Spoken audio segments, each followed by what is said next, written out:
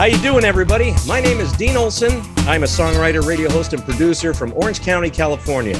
And I'm really just an average man who loves to make music. But when I get behind a microphone like this one, I become the StrongWriter on the radio, helping songwriters and artists keep musically fit. Now, the way I like to do that is through faith and hope and encouragement by taking in stories and experiences told to me by my wonderful guests and by learning from the best in the business, passing it along to you. And I want to welcome you to another beautiful day for a fantastic show. And I have a good feeling about this because I have been enjoying some real sweet music put out by today's guest. I say guest because it's actually a band represented by the man you're seeing on the screen right now. It is BEAU COOPER. He is representing Nashville's alternative southern rock band called the Vegabonds. And they have an album coming out in September 24th, actually, 2021, with a spotlight single called Can't Deal, and another one, I think, Heartache and a Memory, but I'm getting ahead of myself. I just want to tell you right now, I'm really enjoying this group, but I get to talk to the big star of the band, Mr. BEAU COOPER. How you doing, BEAU? What's up? How you doing? Now, I'm going to take all this paper and throw it out because it's a big pain in the ass that I did that.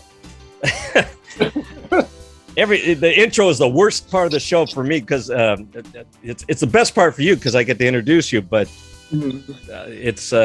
I agonize on trying to write something decent, and I hope I did okay. We're missing one guy that I was hoping to get your buddy Daniel, whatever his name is there, who is he's the lead singer and he also writes songs, but it's important to have you here as well because you are the songwriter and you play one of my favorite instruments, the keys.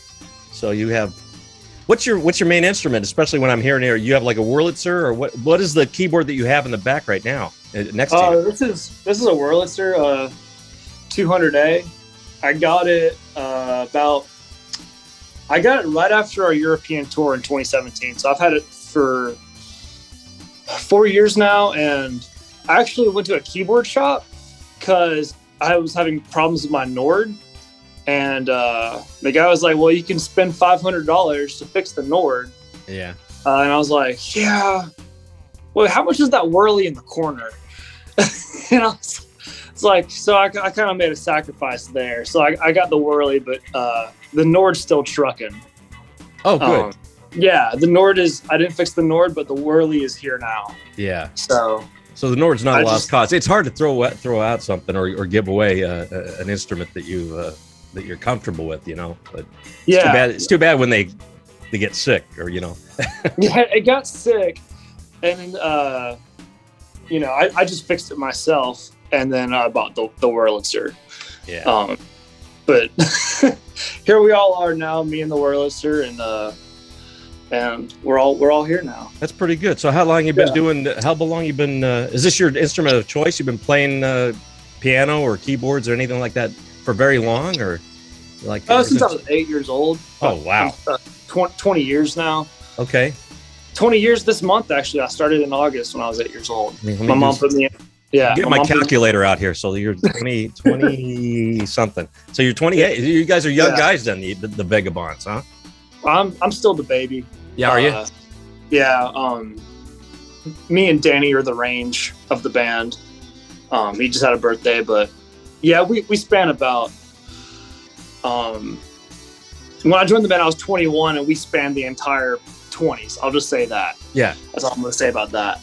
But generally, you're all pretty close in age, though. So it's not like I think what I'm getting at is that you have a nice, sophisticated sound, a little bit beyond your years. You kind of have a nice classic feel, even though it's very energetic and very modern, contemporary. But it has a nice throwback feel, something that I would have grown up with. So this is you're hitting all the right buttons for people.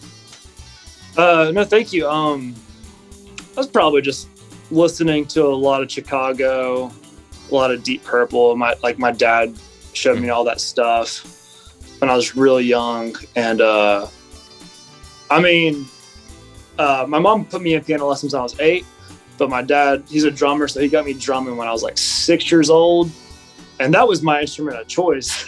was the drums. Was the drums? Yeah. Yeah, I thought drums were really cool. And then, the piano thing was just everybody in my family took piano lessons and just kind of went that route and just kind of kept doing that. Ended up liking that more as I got older. Even though you had lessons, do you kind of play with your heart? You play by ear or make up stuff on your own, or do you stick to? Oh yeah, I mean, I haven't really read music since music school, and that was 6 years ago now. So I might, look at like charts and stuff, like real book stuff, like certain lead lines. I mean, like if I look at this thing, like right here, like I might read that. I'm just like trying to go through old standards and like kind of keep my chops up in practice, but I really don't read any like grand staff stuff anymore. Except maybe I've like if I'm like playing I might play a funeral or something for somebody, and even then it's just a guideline. Like if I'm playing a hymn, it's really just a guideline. Yeah, I'm not playing the exact notes. So you ever done that? But not necessarily a funeral, but you ever played in church or anything like that? I grew up playing in church. I tried to do that. I cannot. It's a different experience. Is it? Would you agree it's different playing for people who are singing hymns with you?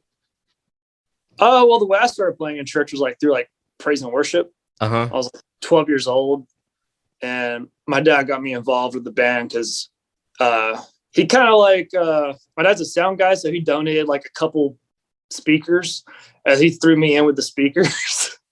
So I got these EV speakers. It's like, well, you want this 12-year-old kid to play piano? So like, I kind of got started there. I didn't really know what I was doing. I was kind of just playing the root notes, and then about a year later, I'd throw in the middle notes, and then about a year later, I'll start bouncing around a little bit more. And then about a year later, I could take a solo, and then about a year after that, I was, wheeling and dealing.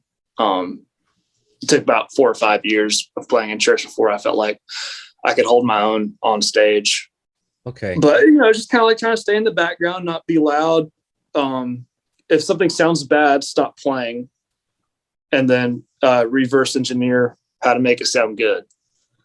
I think that struck a chord. No pun intended. With me, because I was hired by my parents' church because the piano player had to go on a trip for like a month, so they wanted to hire me for like 4 different sessions to play.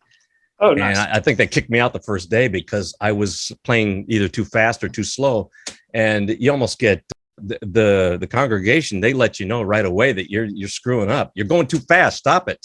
Slow down. Because they tell you they're almost the director of the show. So I said, I guess I'm not cut out for that because I'm not reading charts. So I'm just trying to do this. I'm trying to fake my way through it, basically. So I think it's good that you had that baseline of learning the stuff ahead of time, and then you can break the rules afterwards. Yeah, I mean, I didn't start playing hymns really like for a congregation until like college. Yeah, like I was like 18, 19. I mean, I pretty much played in church from 12 to 20. And the first 6 years, like all through high school, was just playing in a band, learning how to play off others and listening. We had a really good guitar player too.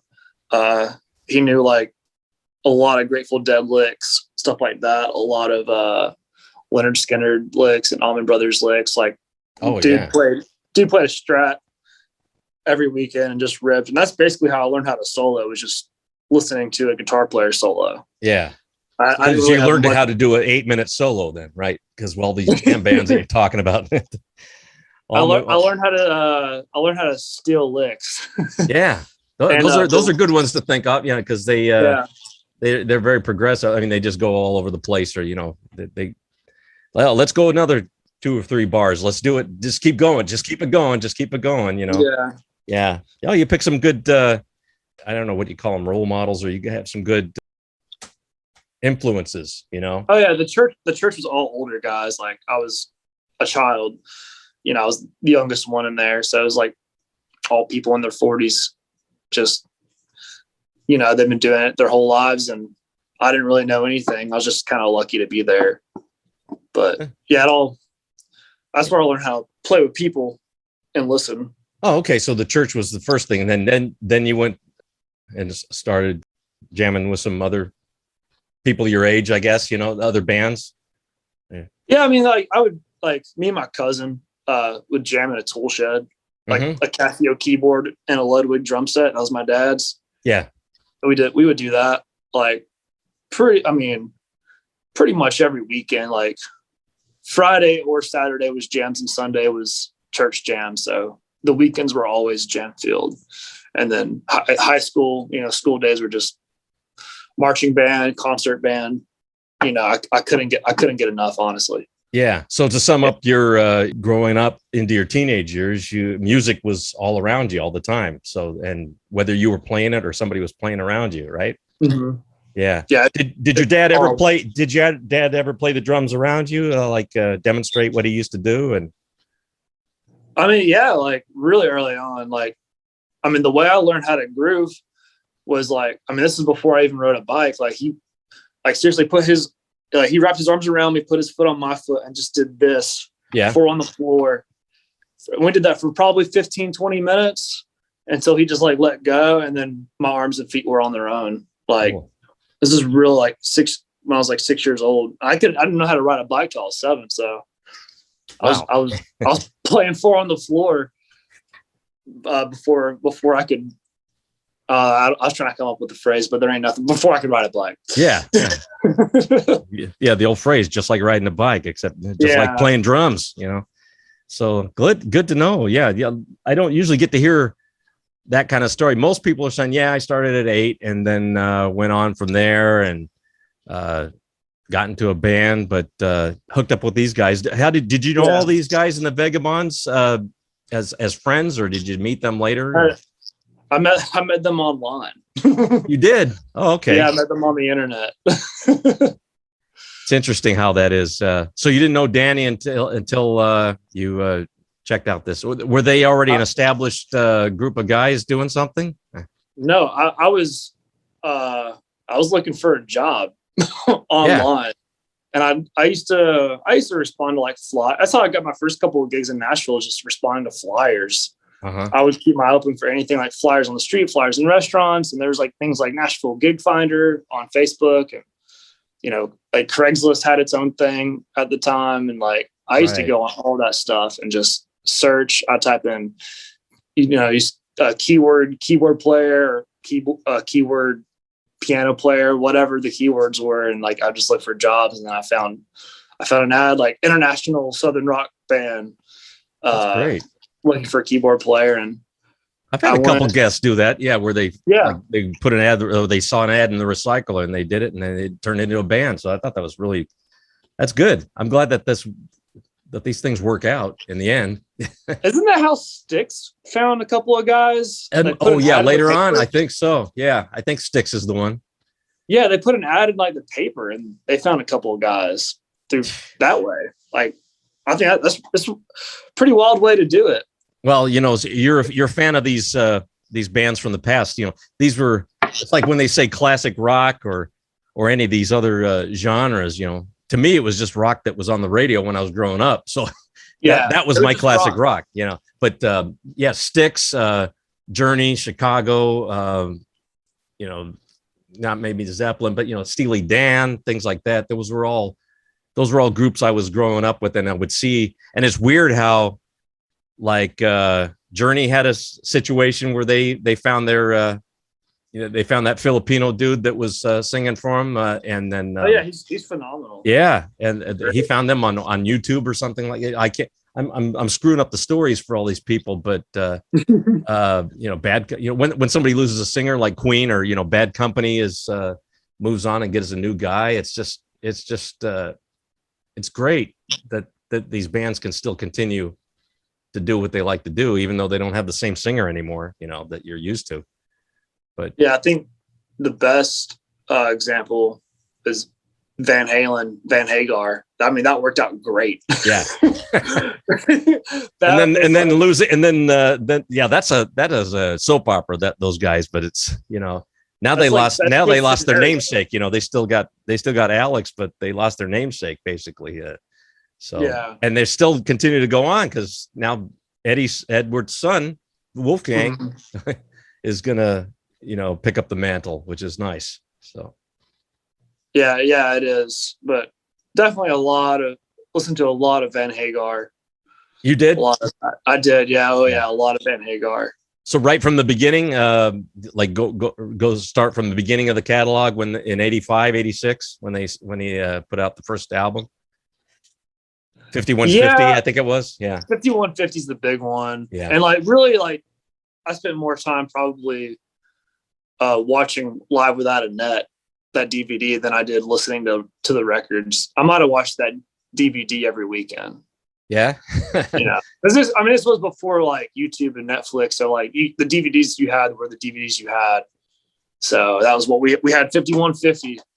So Live Without a Net. Did you watch that as just to get yourself pumped up? You loved the art. Oh yeah, it was like me and my cousin would either watch that and then jam, or we would jam and then watch that. Yeah, like, I don't know which order would happen which weekend, but there was always like maybe it was like jam and then Live Without a Net and then jam some more. Yeah, it was definitely inspirational. Yeah, like watching, like football players watching the films. Yeah, I'm ready to go. Let's do it. Yeah, this is exactly like that. Now, did the other guys, did they share your obsession or your love of this type of music, or do they have other things that they bring to the table, like other things that they liked? I mean, yeah, there's like a lot of overlap. I mean, of course, it's like Allman Brothers, like Grateful Dead, and then like a lot of like 90s country, 90s alt rock. Yeah. A lot of that stuff. I mean, I would have to ask them in this moment to see what they would see off the top of their heads. But most of the things I've said are like there's a lot of overlap. And then there's definitely things that we each have that don't overlap. And I think it makes a cool concoction of musical ideas. Yeah, there's a good recipe that you have there when you bring them all together. But I'm partial to your world of whatever's in your head, because I think it's written on a piece of paper. You've probably even seen this, where it says BEAU Cooper's fascination with yacht rock. Yeah. With his whirring Wurlitzer carrying the song into Atlantic Rhythm Section's Spooky Terror, which is that's a great group, Atlantic Rhythm Section, man. Oh yeah, I listened to me and my dad listened to their live record, Are You Ready? I listened to that one like probably 3 weeks ago. That's a great record. Like, yeah. I think that's really all I like. That's the record I need from them. Like every time I can just put that on. I think it's an hour and 15 minutes. They might've cut out a couple songs. I'm sure the show was longer than that, but right. So they had most of they had their catalog pretty well established, Oh yeah. I think it was like 1979 or like somewhere around there that record came out. Yeah. They had, it's phenomenal. Yeah. I used to get my, when I was learning guitar early, I would just like play the songs like that. So Into You or anything, like I would just play the riff from that, the rhythm riff. They had top 10 hits and everything like that. But a lot of these guys are underrated when you go back in time. Nobody talks about Atlantic Rhythm Section anymore, or Little River Band, or any of these other groups that were in that time period. ELO. Definitely been on the ELO. Yeah, ELO's got sort of a cult. They get played in movies a lot now, so they do. It's very cinematic. Yeah. So that definitely works in their favor. But yeah, I mean, I guess it started like last summer. I started becoming kind of fascinated with how the 70s artists transitioned to the 80s, and like which ones survived and which ones didn't. And like, I'm trying to make like who did it well, who didn't. Like, it's so much easier to like, I wasn't there, but like, I've kind of been like analyzing it from a 2021 perspective of, how do you transition into a new era? How do you transition out of this decade into that? Like, yeah, absolutely. How do they make it work? And like, I think like Tom Petty might've done it the best. Like it was just a seamless transition. and maybe him working with Jeff Lynne, like Jeff Lynne was the bridge from the 70s to the 80s, Yeah, and maybe probably was. Yeah, because they they had some problems too. They had some changes. I think one of the guys, they had to split off, so you had two different ELOs. I think they had to call themselves ELO 2, and so there was. Yeah, it was that was a strange one, but they managed to go a little farther. But some of those bands you mentioned, Styx was big in the 70s. Yeah, they went into the 80s pretty good. Yeah. I mean, everybody remembers Mr. Roboto, whether they, that's a polarizing album. It is polarizing. Kilroy Was Here was a very polarizing album because people thought that Dennis DeYoung had flipped his lid and said, that's enough of him. And then what was the other one? Oh, yeah, Fleetwood Mac was big. And then they had a huge 80s. They transitioned really well. Yeah. They embraced the sound that was happening. Yeah. And that just kind of fascinates me. It's like who carried it well, who wore it best. But it's always a different sound. You mentioned, I think Springsteen is like that. Springsteen had his 70s sound, and then it changed in the 80s. I guess it happens either they evolved or they get involved with producers who they're getting with the times, and some people they put on a different coat and voila, they've sort of reinvented themselves. That's a cliche, but that seems to work for some people, and some people can't hold the candle. That's enough. Yeah, I think we could be seeing, they say history repeats itself, and things. I feel like the last decade has been a little 70s-ish, and now we're transitioning I think the 80s are happening again or something. And I think what I'm getting at with the whole yacht rock thing is the term yacht rock wasn't even defined until 2001 or 2 or something. Yeah. It was just good, kind of groovy rock music at the time. But I think that's one of the things that did it best was Hall & Oates.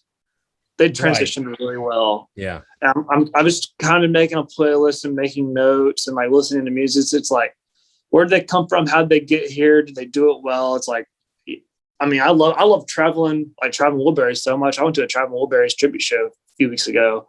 Really? It was phenomenal. Oh gosh. Yeah, it was. I wore my Hawaiian shirt and everything. It was, it was just for the heck of it. I put up yacht songs, examples of yacht rock. And I look at everything. I didn't have to really look at them to know what that was all about because, like I said, these were all. I'm not ashamed to say I loved all these things back then. That was the kind of thing I was sort of patterning my music after. I liked sort of that soft edge because there were a lot nicer chords. You didn't have to rely on the 3-chord or 4-chord song. There was a lot of different lilts in them but a lot of these groups didn't last more than 3 or 4 years, so they were out of there. But Ambrosia and let me see, they put Jerry Rafferty on here and Rupert Holmes. Oh yeah, that guy. That guy, right? Christopher Cross too. We were listening to Christopher Cross all last summer. Christopher Cross was huge. He doesn't. Yeah. He in retrospect, he gets some credit now, I just realized we're sitting there getting off on a tangent talking about, but this is what I do anyway. Yeah. Good music. Yeah. But tell me a little bit about, Bo, I lost you. Where'd I go? I don't know. I'll give you a second here. I'm just seeing your name up there. There you go. I'm back. That's okay. It'll give me a chance to edit out all that crap I was saying just now. So let's see, the Vegabonds. You formed. What year did you form? I'm trying to. I'll let you tell me rather than try to sit here and try to figure it out. Yeah. The band formed in 2009, but I joined in 2014. In 2014.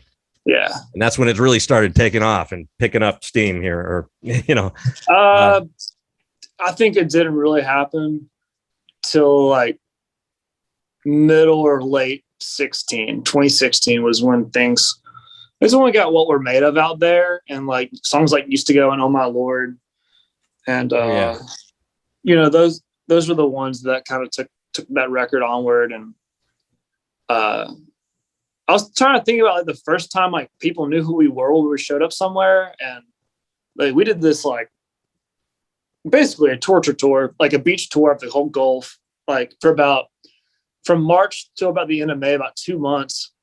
And then at the end of it, like end of May, about when schools are getting out, we went and did a college gig up in Virginia, and we got out of the van and it's the end of the tour, the end of a 2-month tour, and we're all exhausted and we're like, we just gotta get home. And then people started looking at us and like we're like Vegabonds, like we just like walk around, hop out of the van. People were, I guess, the first time anybody's ever noticed us. I remember that was the moment things started like kind of changing.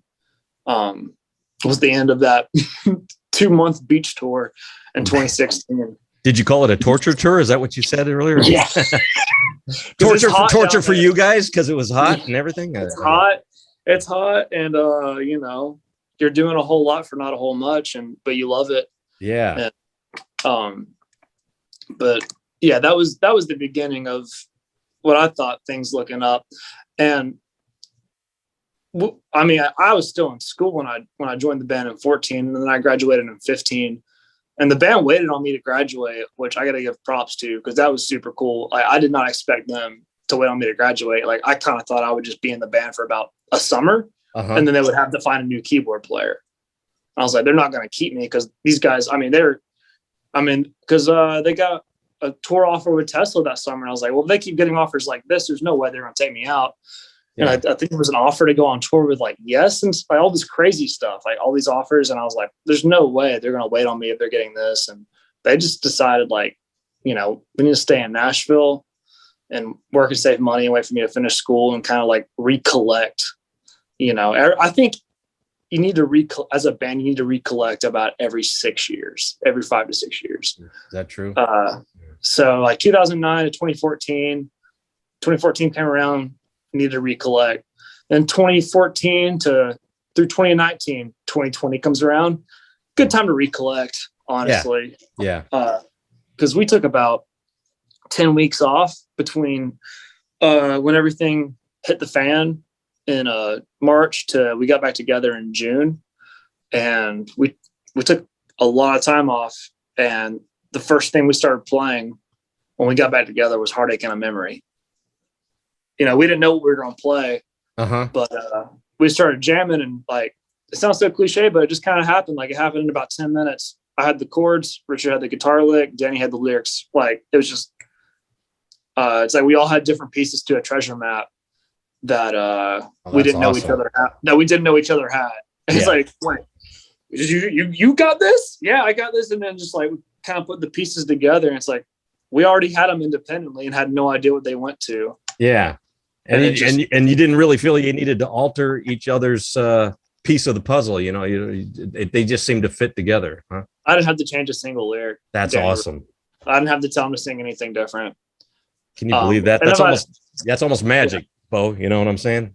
Yeah, it was. It really was. I didn't have to tell Richard to tell. I didn't have to tell him to change his lick. Nobody had to tell me to alter a chord I wrote or the arrangement. Like, it all just came together like really quick, like spot on.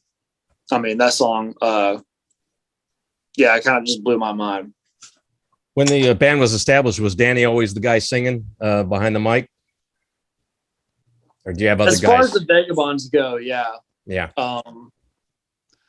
The band kind of rooted from Paul and Brian. They had a band and they had a different singer, but that was before it was technically the Vegabonds. By the time they got all the member changes worked out, it was the Vegabonds. It was something else before that, but it took them, I guess, about a year, 6 months to a year before they had Danny. I don't know. That's more of a question I'd have to ask them. Okay, let's do that. Let me get on the phone with them. No, no, but it's nice. It's nice to have you here. I always like to kid around when I don't get sometimes it's cool to have, Danny writes the songs with you guys sometimes, or with you, right? It sounds like you and maybe the other guys have a contribution, musically, as songwriting, but you guys come up with music and lyrics, right? You and Danny. I mean, the way it typically goes is I'll either write a whole song, Danny will write a whole song, or I'll write just the music and Danny will write the lyrics, or Richard will write just the music and Danny will write the lyrics. Oh, cool. And then there's will this be option D? Or is that what we're on? ABC. Option D, none of the above. Ross Beasley writes the songs, and that's my roommate. And like, you know, Danny's one of Danny's best friends from back home in Dothan, Alabama. And he's like our closest buddy. You know, he'll come on the road sometimes and sell merch with us. And nice. But he's actually pretty much all these next songs that are about to come out, like the ones that haven't dropped yet, like Feels Right, Wings and Prayers, nice. Leo Fender. There's about three songs he wrote for this record that are Ross is part of Leo Fender at the end there. Ross wrote Leo Fender. That's his song. Nice. So he's like the silent band member, huh? Mm-hmm. Nice. But he does he does show his face, you know, like he said, doing merch or you know, he shows up at shows. Yeah. I mean, Ross is a phenomenal writer. And it's really like, hey, we got 7 good songs, but we need like 3 more amazing songs. And it's like Ross is right there, bringing the heat. Like it's crazy. I like but that.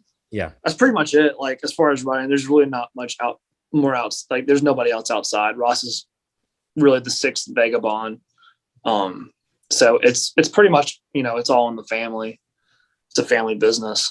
That's cool. Yeah, you told me something I couldn't read on a piece of paper. So that's nice. I don't see that out there about Ross. So thanks for you know, giving a tip of the hat to him, because I appreciate that stuff. Yeah. So let me tell me a little bit about this is the second time you've dealt with this record label, Blue Elon. Is this like your second album with them?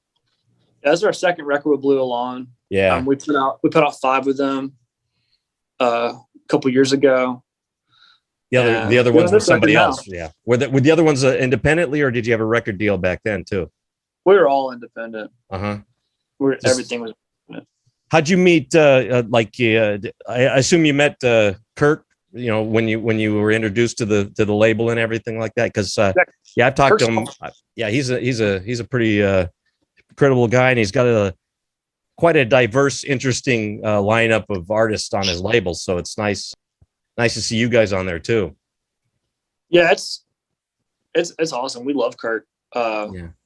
He's always been really good to us. Always excited to see us and try and get us involved with the label. And we missed him at the Christmas party last year, you know, because of COVID. But I have a feeling we might be back this December if it happens. So yeah.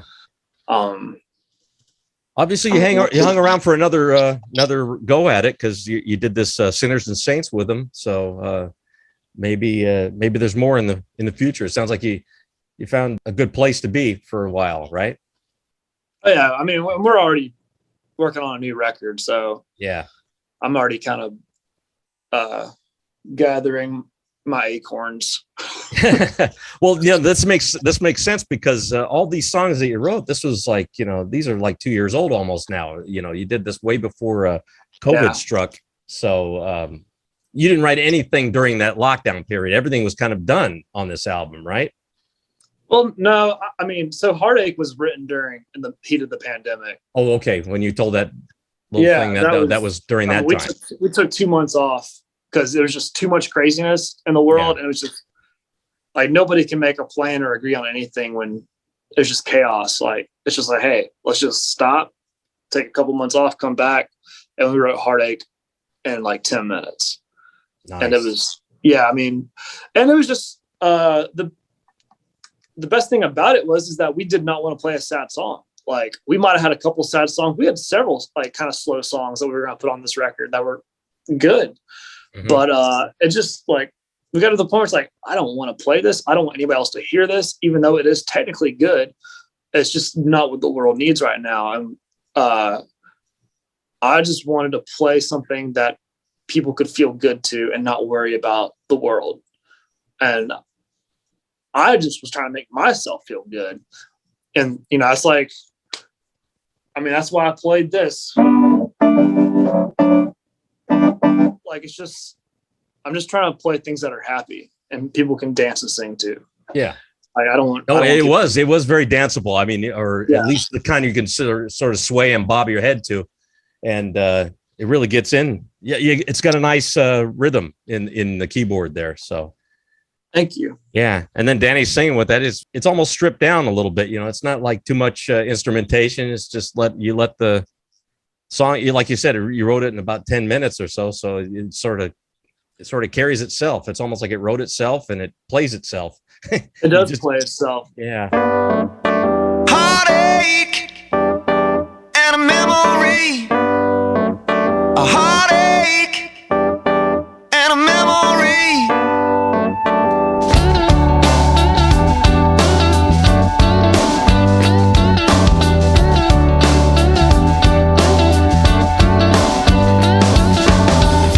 Saying goodbye never comes easily. There's not a good time or place for leaving. We're putting off the hurt to cover up the pain. Let's call it what it is. Let's call it what it ain't. We had it good, but it's good as gone. And I take the blame, but woman, we were both wrong. We're breaking down and stuck between a heartache and a memory. A heartache and a memory. Now I heard from a friend of a friend you know. You've been going around town saying you want to move on. Then you come back home singing a different tune. It's time to face the music, and we both know the truth. We had it good, but it's good as gone. And I take the blame, but woman, we were both wrong. And we're breaking down and stuck between a heartache and a memory. A heartache and a memory.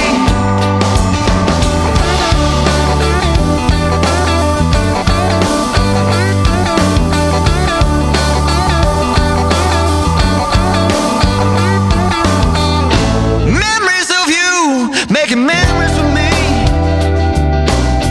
Everything that we used to be ain't nothing but a heartache and a memory. Ain't nothing but a heartache and a memory. Ain't nothing but a heartache and a memory. Ain't nothing but a heartache and a memory. I think it's my favorite song we've done, and it's like sonically the best sounding because every layer is so intentional. You know, there's not a whole lot of doubles, not a million different parts. It's just pretty straightforward. Like there's a lot of air, there's a lot of space, which I really appreciate about this record. I also love the wall of sound. I love the 90s. I can't hate on the wall of sound concept because I do love that. I mean, Partying with Strangers is a wall of sound, and I love that. But yeah, something about this record, I'd say the biggest difference is it's just there's air, there's sparseness. You know, you can hear every little thing. I think that's the biggest one, sonically speaking. That's the biggest difference between this record and the last one. When you say wall of sound, what are some examples there in the 90s? Because I always think of the 60s for that type of thing. But what are examples of 90s wall of sound stuff? Oh, just like, I mean, just like 15 guitar tracks. Like, I mean, like Nirvana's a wall of sound. Foo Fighters are a wall of sound. Okay, yeah, makes sense. Yeah. Yeah. Probably the Pixies have a wall of sound. Alice in Chains a little bit. A lot of that alt rock stuff from the 90s, there was a lot of sound going on. And it's I think some of that was just because, hey, we have the technology. Like, yeah, we can do it now. We can make all the sounds happen. So yeah, Allison. Yeah, I'm sort of getting the picture now. Sort of those either airy or buzzing or even like shimmering guitar licks, and yeah, they like you said, they'll layer it. Now they have all the equipment. You can just keep layering stuff if you want until it sounds the way you like. yeah, Yeah. exactly. Yeah, I guess they do it. They do that stuff now, but times have changed. They don't like. I like the sound you have on here, even though most people will. I'm glad that more people are getting back to ordering vinyl and CDs, or as opposed to streaming their stuff, because that's how I listen to it. But I bet it sounds great on a CD. The your album. Yeah, I can't wait to hear it. Yeah, wouldn't that be cool? Yeah, we got to That listen. would be cool. I still got a CD player in my car. My car's like an '04, so Yeah. I still do the radio, Nashville radio. I love Nashville radio, so I still pop around about 3 different stations. I love Spotify, but I'm definitely like Spotify came out when I was like a freshman in college, so that's really what I grew up. That's really what my listening experience is like, kind of based around as an adult. Yeah. Is streaming. So I never really got into vinyl. I have vinyl, but it's not like my main source. And then as far as like driving around goes, I don't do Bluetooth in the car. I save that for other situations, sitting at the house, having my headphones on, those kind of things. So taking my portable speaker out to the woods, stuff like that. But yeah. What do you listen to? I mean, how do you listen to music in the car, or is that how you? I do in Nashville. I do radio. I mean, I do Lightning 100, WMOT Roots. Okay. Hippie radio. I hop around about 3 different stations, and I'm really just trying to find new stuff. Okay, so you just do broadcast stuff, not you don't throw a CD into like even if you have some people don't even have that slot anymore on the new car. I have that. You do? Yeah. Yeah. I mean, I could get a new stereo, but I just keep being okay with it. Doesn't bother me until I go home to Georgia and I realize the radio sucks down there. It doesn't. It depends on where you are in the country and your radio. Every state has regions where the music sucks or the radio sucks.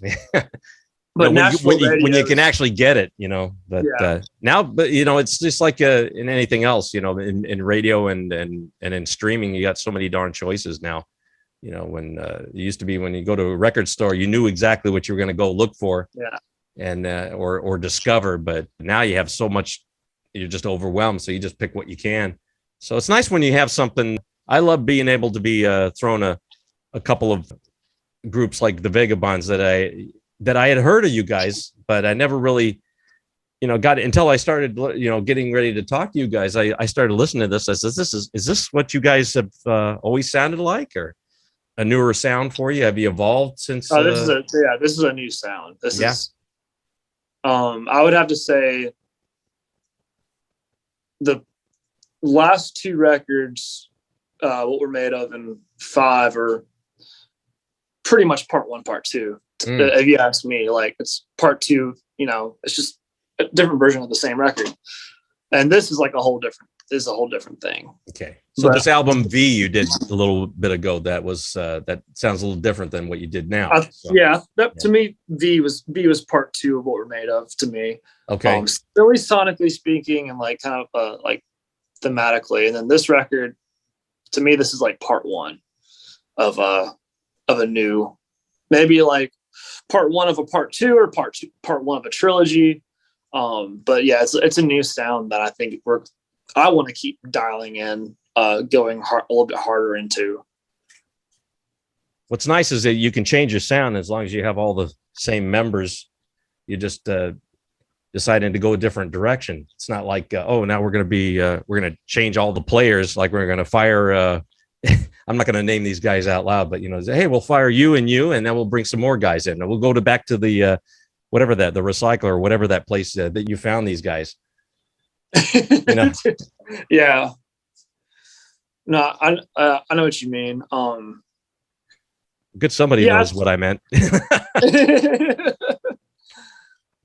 But I mean, we'll keep using, the same people. It's not really a matter of like changing people or changing producers. Like, it's just a matter of changing mindset. Yeah, more than exactly. yeah. But at least it's all. I know it's all the same. It's all the same guys. And you know what? It's if it bombs, then we'll just hey, fine, we tried it. Let's go do something. Let's go do something else, or we'll play kind of like the same way, just only better. You know. Yeah, I think I know what and who you're talking about, but I don't think we're going to worry about doing a jazz record or a reggae record. Oh, okay, I got you. Yeah, yeah. I mean, we've found our interstate, and we can pretty much hop in. We can pretty much hop in into any lane on that interstate. I got it's you. It's about 4 or 5 different lanes. I'm holding on. I'm trying to fly with broken wings and bloodshot eyes. My bank account's red, got me feeling blue. I got a white knuckle grip, holding on to the truth, that's right.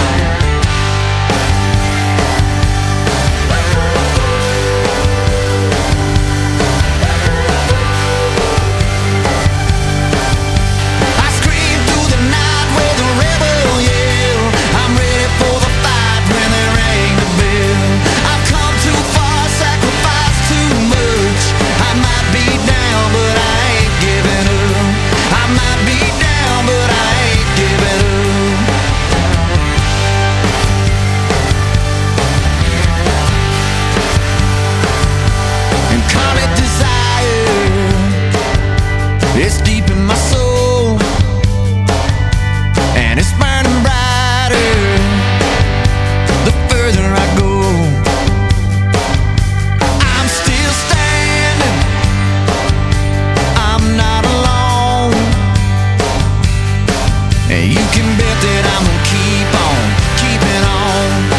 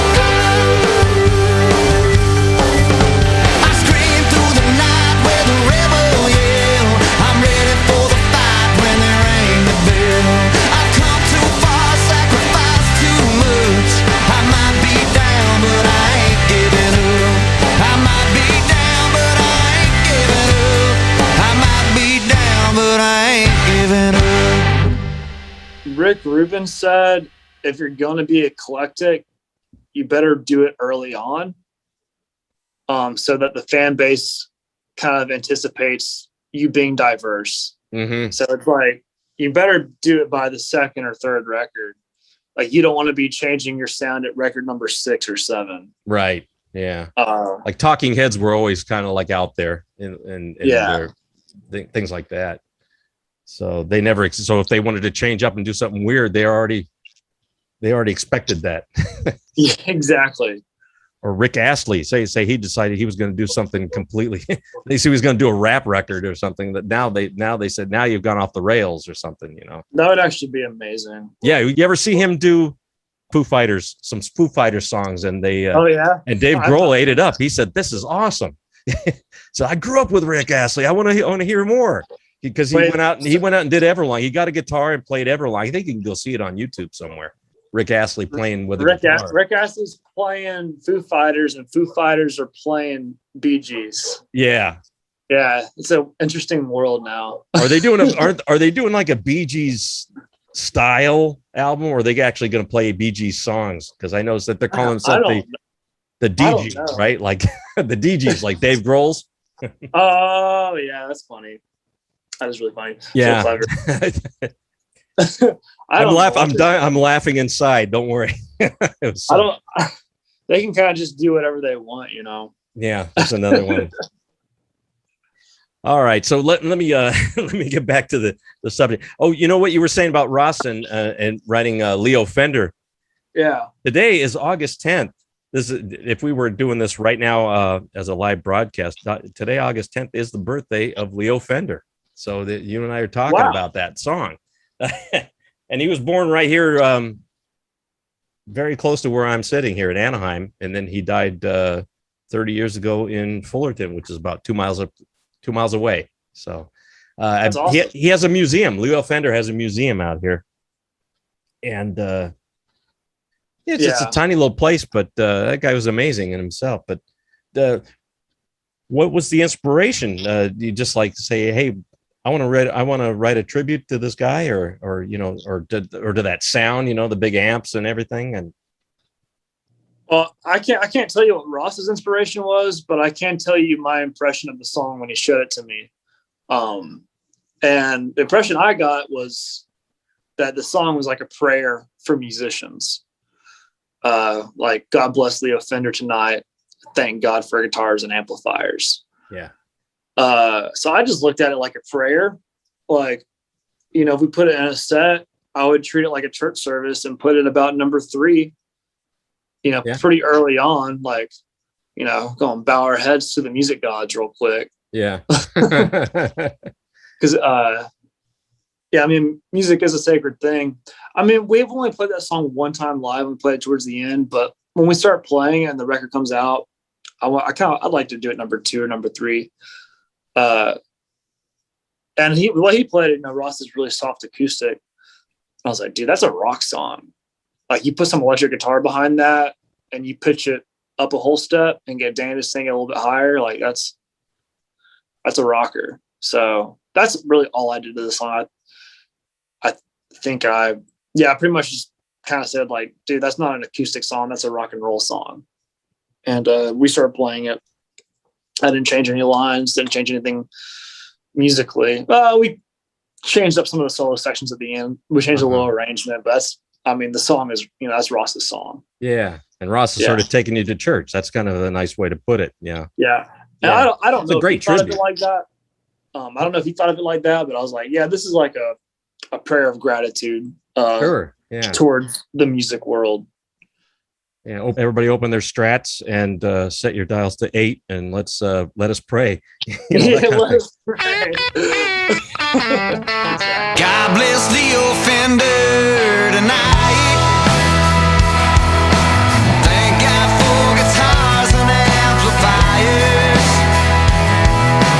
Let us rock and roll, keep us safe out on the road. God bless the offender tonight. And keep us in the thick of the fight, like some red-blooded American guns for hire.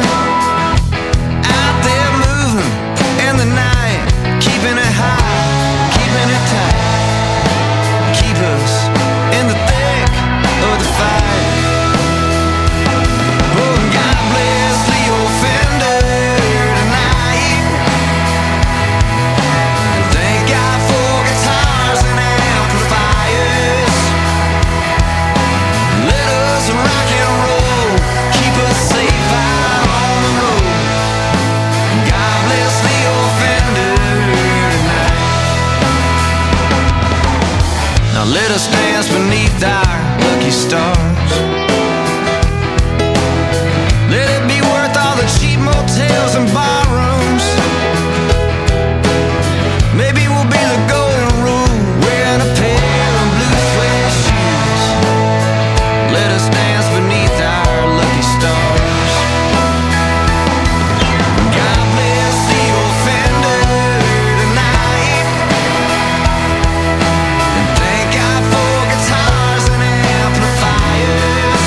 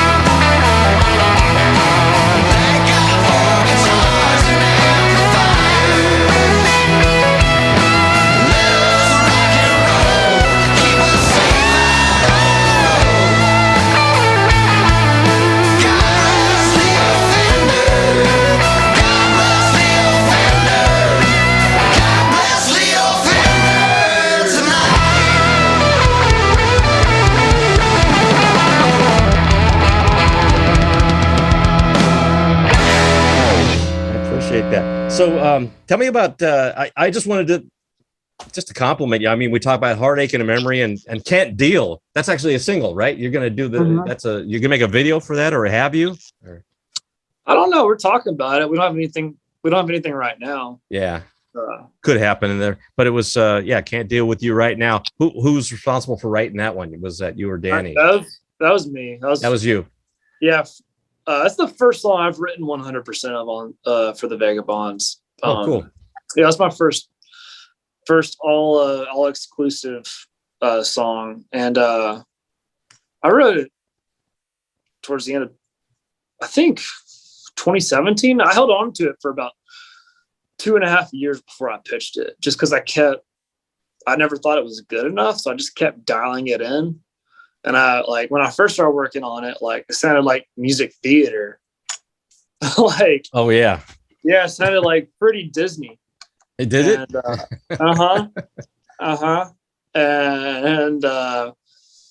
then I found the chords and I was like, okay, this is starting to feel better. I found the melody. And then about 2 weeks before I pitched it to the band, I finally found, the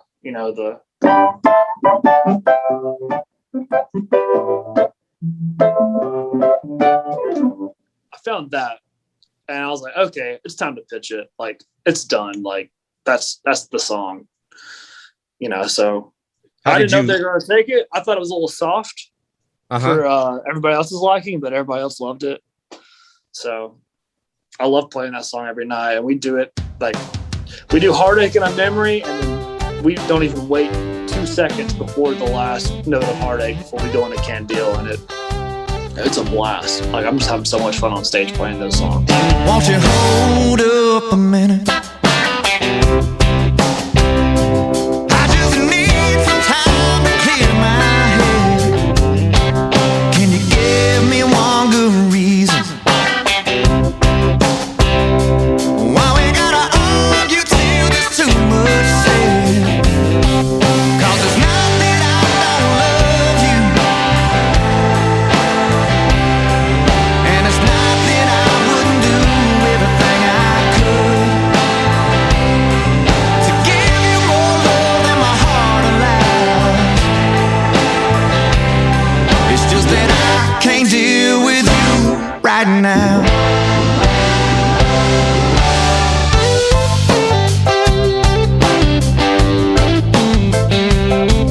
I can list 100 reasons why it works and why it don't. And I don't want to fight every demon. So if it's hell you want, then send me home.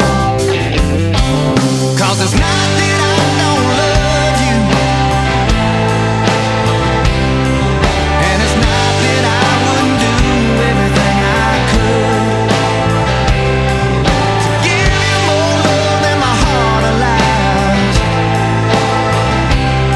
It's just that I can't deal with you right now. It's just that I can't deal with you right now.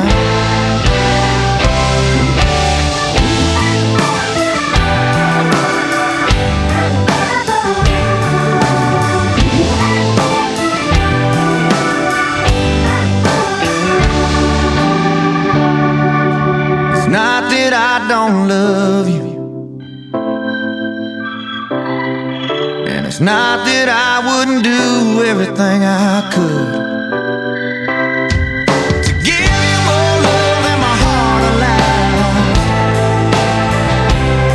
It's just that I can't deal with you right now. It's just that I can't deal with you right now.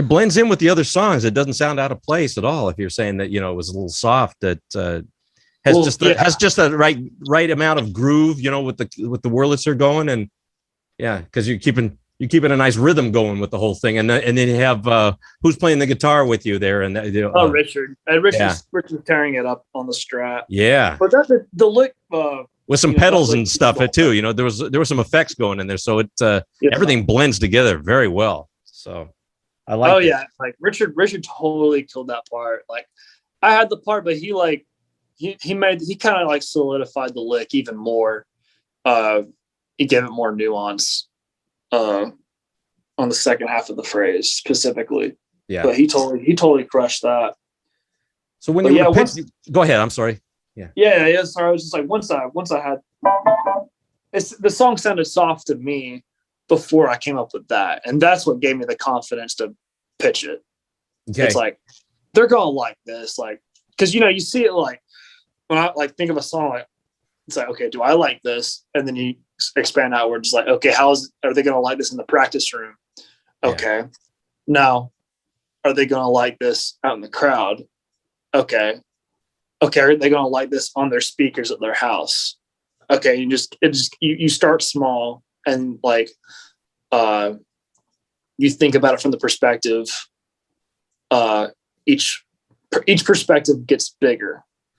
So I always start with what I like, and then if it doesn't maybe it makes it to the practice room and it doesn't make it to the crowd, and that's a problem. That's not going to make it. But if it makes it through all like 4 steps, like me, practice room, crowd, and then people at home, like through their speakers, like that's the 4 layers for how I know a song is.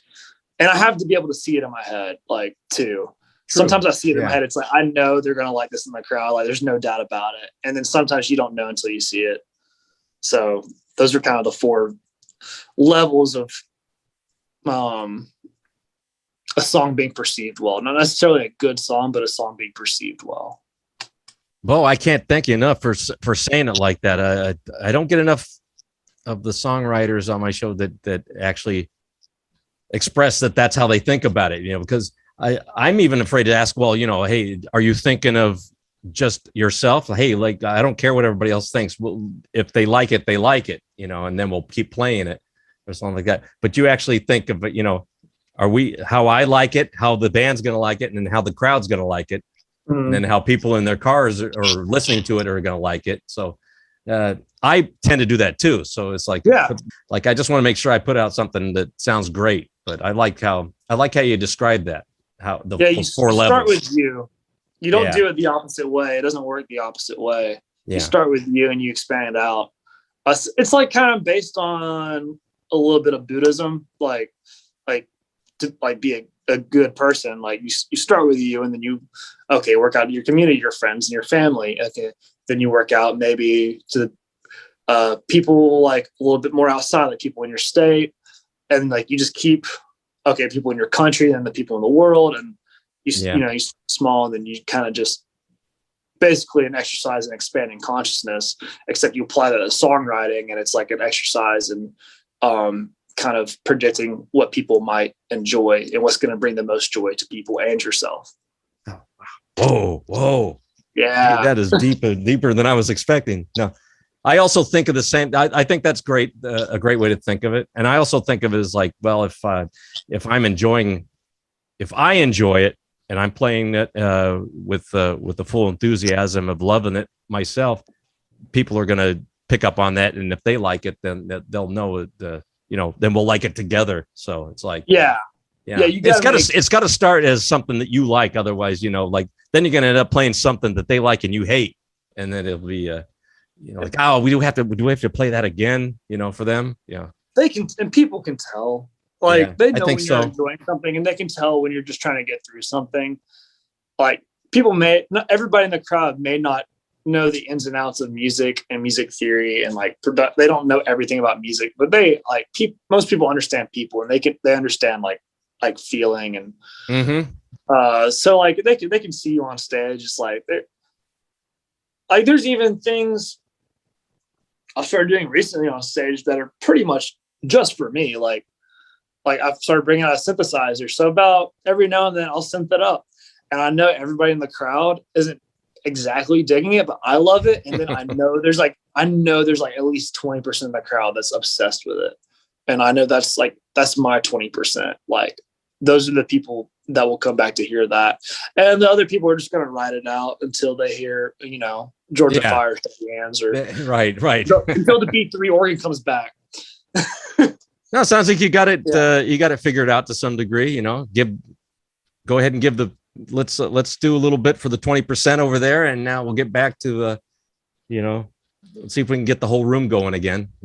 Yeah, and I really do believe like at our live shows, like everybody, there's 5 of us, and I really do believe everybody has their own 20% in a way. I think so. Everybody's there to see us, but it's like I kind of know which people are like kind of my people, and like Richard has like his people, Danny's got his people. Like it's just like not one of us in the band are the same person. Like we're all from the same area. We also do a lot of same music, but we're all like pretty different people. And it brings out a pretty like diverse crowd. Like I know I'm always gonna connect with the Deadheads and the Jam fans and the Psychonauts. That's good. Like I'm always gonna connect with those people, and Richard's gonna always connect with people that just love loud ass Southern rock guitar. Sure. Like Marshall Tucker Band, like, that's Allman Brothers. Like he's gonna connect with a completely different crowd. Yeah. See, and that's funny. See, I can relate to those things too. And I can relate to what you bring to the table and what,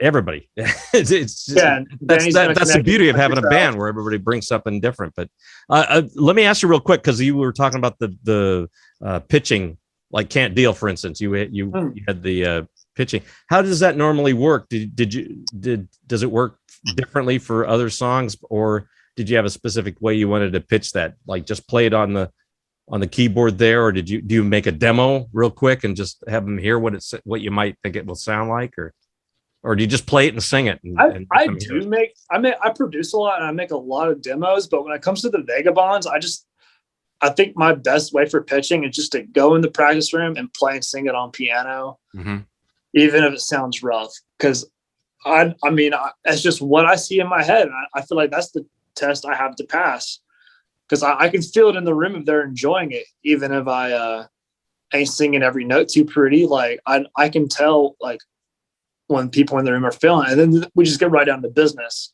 Now, what I will do is I might go pitch like Sinners and Saints, the title track. I went in there and I just had the keyboard part, and then Danny wrote, the top line. And we kind of worked out as a band. And then I actually took a step back, and then I went and demoed it. And I was demoing that song while we were still rehearsing it. And we'd go rehearse, and I'd go work on the demo, and then Richard come on, lay down some guitar parts. That's the first song that we've really demoed out. And it wasn't even, that song we demoed the demo. There was like a demoception going on. Did the demo for that did that particular song sound like anything like it sounded later on the record? Did your demo sound pretty close? Well, the one on the record sounds way better. Cool. Yeah, it does. yeah. But that's the only one I know. So what do I know? It's pretty close. Like musically, it's all pretty much there. The outro on the record is way better. We got pedal steel on the record.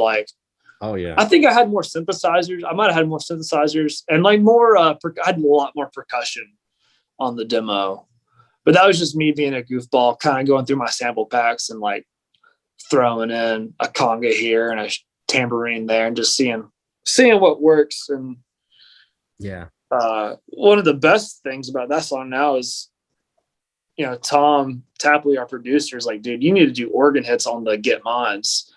I'm gonna get mine. It's yeah, that changed everything. Okay, yeah, that's all that needed. That was great. Is that the Yeah. line that Danny wrote, that I'm going to get mine, or was that you? That's Danny. I didn't write Yeah. it. That's a very good hook to have in a song. You got a lot of that stuff going. Yeah. Yeah, it's a hustle song. Feels Right is another one of those songs that has hooks in it with the ooh, That's a Ross Beasley song. Is it? Okay. Yeah. But yeah, those lyrics on Sinners and Saints, the title track, those are my favorite lyrics Danny's ever written. Like every line's a zinger. Like there is no fat on that song, lyrically. Like everything is meaningful. Yeah.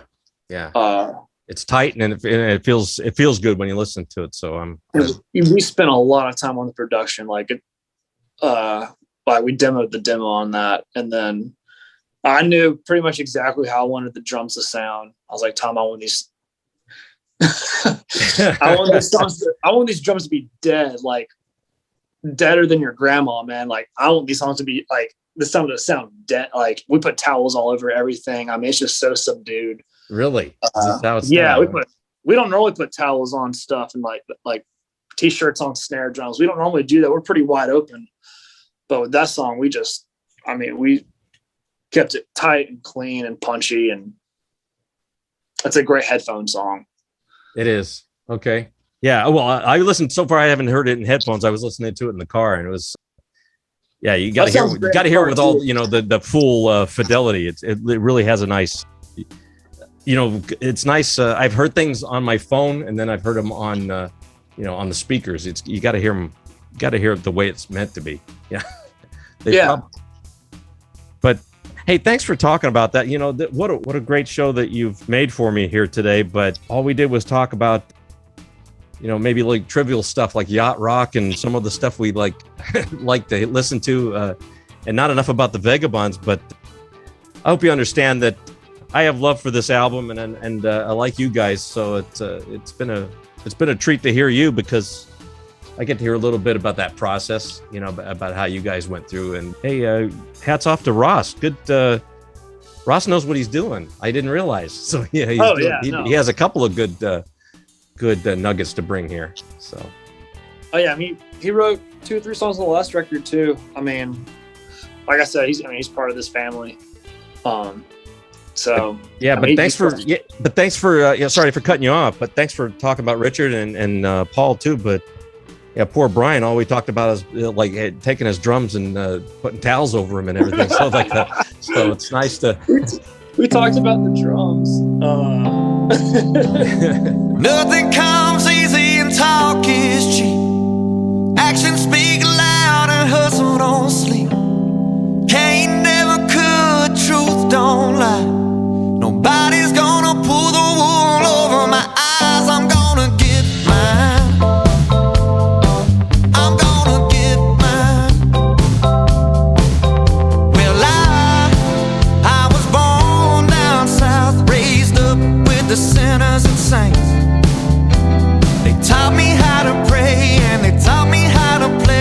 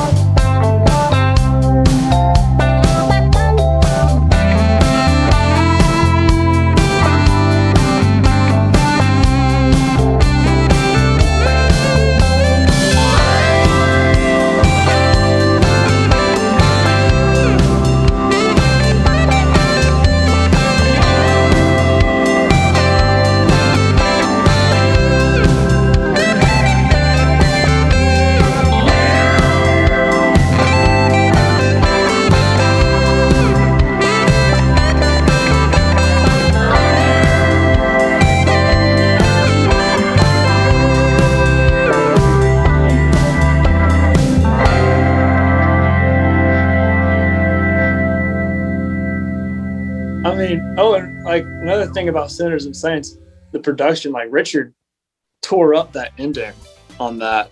I mean, a lot of that, like I pretty much wasn't even in the studio. I walked out, I wanted to get lunch or something, came back and they had the whole outro basically taken care of.